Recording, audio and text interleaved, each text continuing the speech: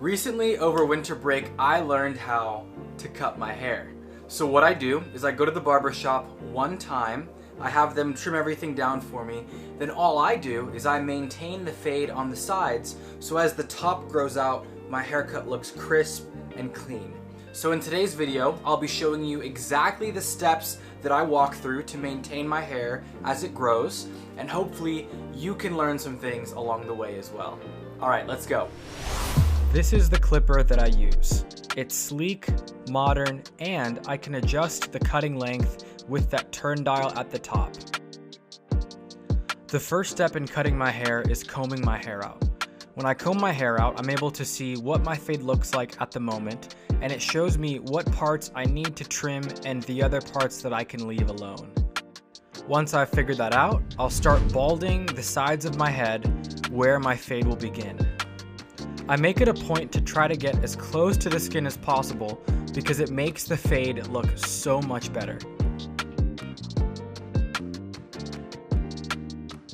After I've finished cutting my hair down to skin level, I comb it out again to see how it looks.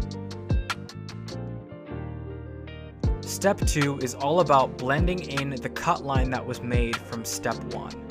When I do this, it'll create that characteristic fade that you find with high fade haircuts. Notice that I'm not doing a lot of work here. When you cut your hair often, the hair doesn't grow back very much, which makes maintenance a whole lot easier and faster.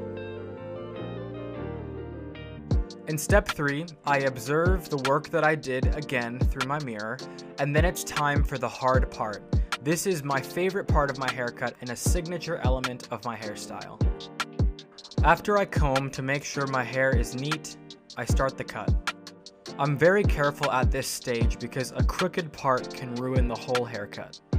Finally, I apply some scented aftershave to protect against irritation. This is something that I do even days after I initially cut my hair. Okay, here's the final result.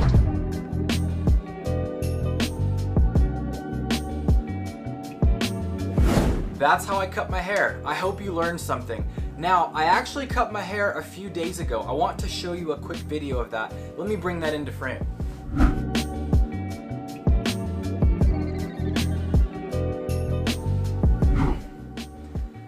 Okay, that's all for today's video. Thank you for watching.